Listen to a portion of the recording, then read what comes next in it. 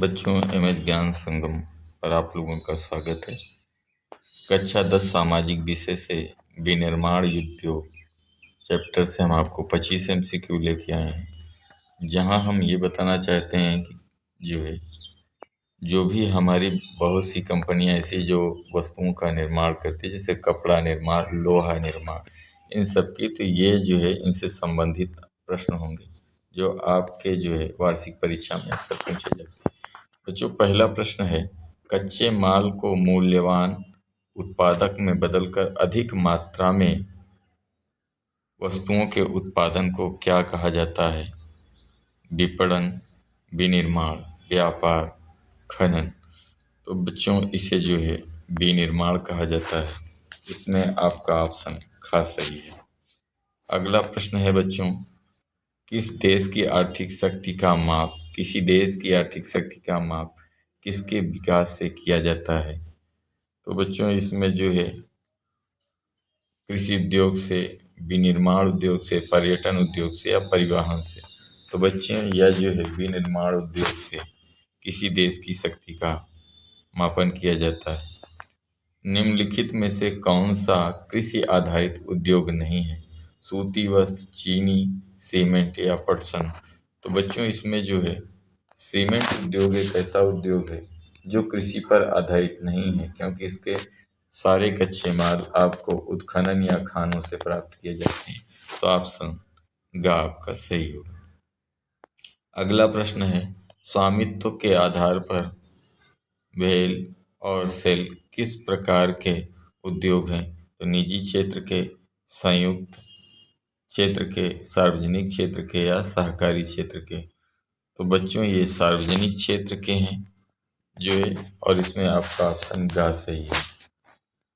अब अगला प्रश्न है, भारत का सबसे पुराना और सबसे बड़ा उद्योग कौन सा है? तो लौह इस्पात उद्योग, चीनी उद्योग, सूती वस्त्र उद्योग या इलेक्ट्रॉनिक उद्योग। तो बच्चों, भारत में 1818 में सबसे पहली बार सूती उद्योग की स्थापना की गई। कहाँ पे? तो फोर्ट क्लास्टर, पश्चिम बंगाल में। तो यहाँ पर आपका ऑप्शन ग सही होगा। अगला प्रश्न है, भारत में पहली सफल सूती कपड़ा मिल कहाँ पर स्थापित की गई? तो बच्चों, पहली सूती मिल आपके पश्चिम बंगाल, कोलकाता में स्थापित की गई, किंतु वह कुछ दिनों के बाद बंद हो गई। तो अब है कि जो अभी तक लगातार चल रही है, लंबे समय तक चली है, तो वह कौन सी मिल है? तो कवासजी डाबर द्वारा स्थापित मुंबई में स्थापित की गई मिल थी, कवासजी डाबर द्वारा। तो यह मिल सबसे सफल पहली सूती कपड़ा मिल है। अब पटसन उद्योग का सबसे बड़ा उत्पादक देश कौन सा है? तो चीन, भारत और बांग्लादेश।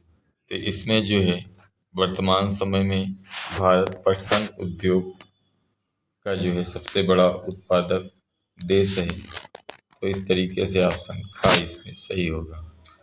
अगला प्रश्न है बच्चों आपके, गन्ने के भार में कमी के कारण चीनी मिलें मुख्य रूप से कहाँ स्थित होती हैं? तो बाजार के पास, उत्पादन क्षेत्र के पास, बंदरगाहों के पास या राजधानी के पास।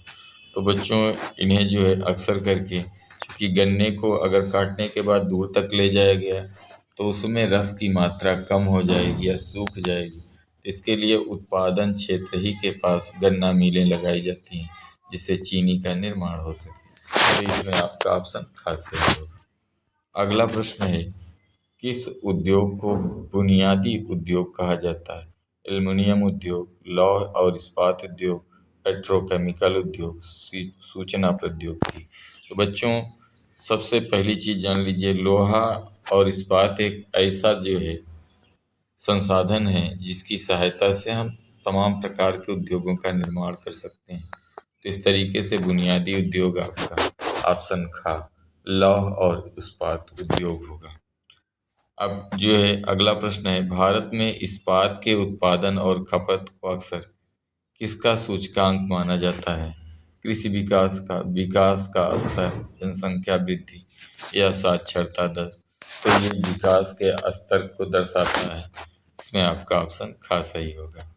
अगला प्रश्न है, एल्युमिनियम प्रगलन भारत में दूसरा सबसे महत्वपूर्ण कौन सा उद्योग है? तो धातु शोधन उद्योग, वस्त्र उद्योग, खाद्य प्रसंस्करण, कागज उद्योग। तो इसमें आपका का जो है धातु शोधन उद्योग है, आपका ऑप्शन का सही होगा। अगला प्रश्न है बच्चों, एल्युमिनियम उद्योग के लिए मुख्य कच्चा माल क्या होता है? तो लौह अयस्क, चूना पत्थर, बॉक्साइट या कोयला। चूंकि जो है एल्युमिनियम का अयस्क बॉक्साइट है, तो यह सबसे मुख्य कच्चा माल है, ऑप्शन गा सही होगा। रसायन उद्योग की भागीदारी भारत के सकल घरेलू उत्पाद में लगभग कितना है? 1%, 3%, 10 है या फिर 15%। तो बच्चों जो है वर्तमान समय में यह भागीदारी 3% है, आपके ऑप्शन खा सही होगा। उर्वरक उद्योग मुख्य रूप से किस प्रकार के उर्वरकों के उत्पादन के इर्द गिर्द केंद्रित है?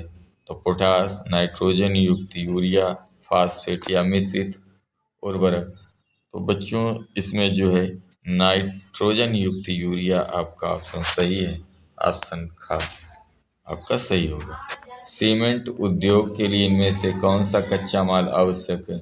चूना पत्थर, कपास, कच्चा तेल या तांबा।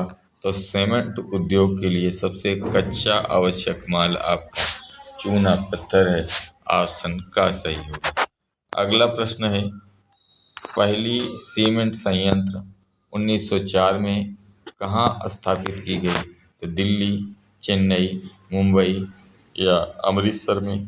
तो बच्चों पहली जो है सीमेंट फैक्ट्री आपके चेन्नई रानीपेट में स्थापित किया गया, आपका ऑप्शन खा सही होगा। अगला प्रश्न है, भारत के किस शहर में इलेक्ट्रॉनिक राजधानी के रूप में जाना जाता है? हैदराबाद, पुणे या बंगलौर या चेन्नई को।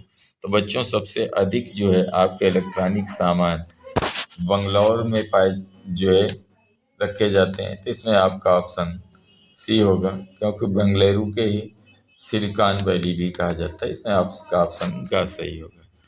अगला प्रश्न है, औद्योगिक प्रदूषण से कौन सा प्रदूषण सबसे अधिक होता है? वायु प्रदूषण, जल प्रदूषण, ध्वनि प्रदूषण तथा या जो है उपरोक्त सभी। तो बच्चों इसमें जो है आपके उपयोग सभी प्रकार के प्रदूषण होंगे, क्योंकि वायु प्रदूषण, जल प्रदूषण और ध्वनि प्रदूषण सभी प्रकार के प्रदूषण आपके उद्योगों द्वारा फैलाए जाते हैं। तो उपरोक्त सभी सही होंगे, आपका ऑप्शन घ सही है।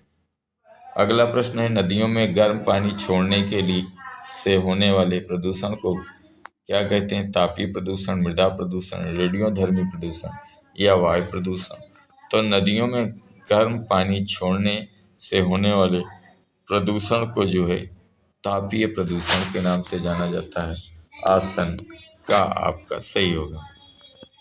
अगला प्रश्न है, प्रदूषण कम करने के लिए औद्योगिक कचरे का उपचार कितने चरणों में किया जाता है? 1 चरण, 2 चरण, 3 चरण या फिर 4 चरण में।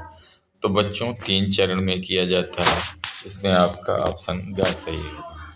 अगला प्रश्न है, सार्वजनिक क्षेत्र के लगभग सभी इस्पात कारखाने अपने इस्पात को किसके माध्यम से बेचते हैं? तो टिस्को, सेल, वेल या MNREGA के सहयोग से। तो बच्चों इसमें जो है आपका सेल सही है, आपके ऑप्शन खास सही है।